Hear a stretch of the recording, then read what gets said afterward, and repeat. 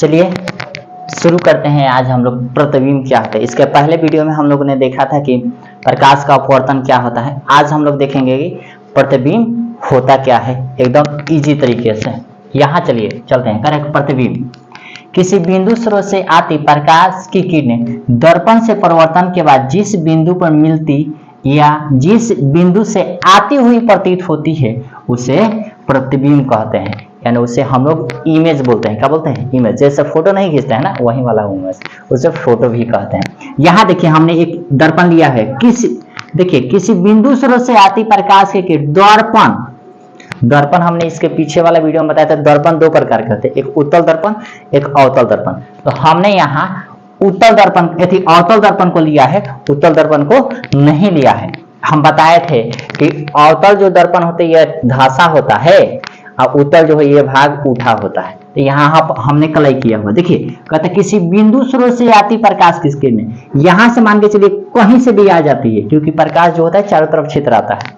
तो यहाँ से प्रकाश किरणें आती है और यहाँ वस्तु हम रखे हुए हैं, यहाँ पर वस्तु है और यहाँ जाकर वस्तु टकराएगी और टकरा कर कुछ भाग जो होगा वह सीधे निकल जाएगा और कुछ भाग जाके दर्पण से टकराएगा। फिर दर्पण से टकराने के बाद यहाँ से निकल जा रहा है। अभी हम नहीं कर रहे, यहाँ से निकल जाएगा।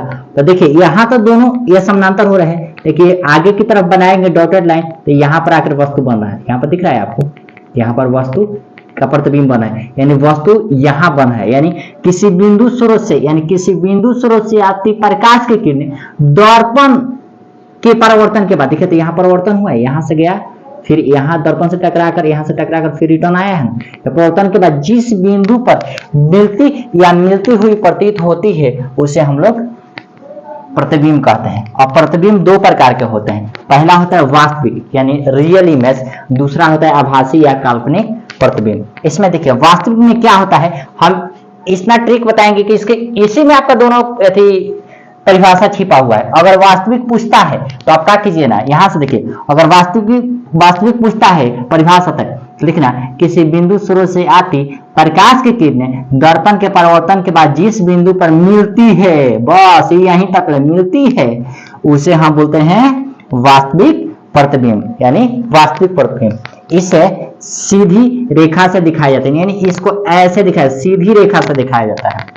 इसे पर्दे पर प्राप्त कर सकते हैं, यानी पर्दा देखते हैं ना प्रोजेक्टर, उससे आप प्राप्त कर सकते हैं। तीसरा जो है वस्तु के अपेक्षा उल्टा बनता है। वस्तु के अपेक्षा क्या बनता है? उल्टा बनता है। जैसे ये वाला कान है ना, तो ये वाला कान हो जाता है, ये वाला कान ये वाला हो जाता है। अब चलिए आप कहिएगा सर ठीक है, तो आप आभासी प्रतिबिंब का परिभाषा बताइए ना। हाँ, तो इसी में छिपा है।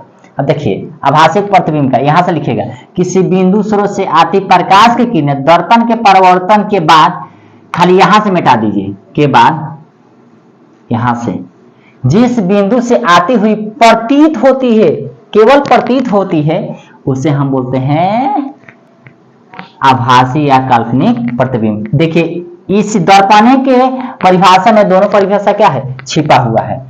इसे टूटी हुई रेखाओं से दर्शाते हैं, ऐसे ऐसे ऐसे दर्शाते हैं। इसे पर्दे पर प्राप्त नहीं कर सकते, इसे पर्दे पर प्राप्त नहीं कर सकते। यह वस्तु की अपेक्षा सीधा बनता है। यह वस्तु की अपेक्षा क्या बनते हैं? हमेशा ही सीधा बनता है। यह थे प्रतिबिंब, आभासी और काल्पनिक। अगले वीडियो में हम देखेंगे कि आभासी प्रतिबिंब और वास्तविक प्रतिबिंब में क्या अंतर होते हैं, एकदम आसान तरीके में। चलिए मिलते हैं अगले वीडियो में।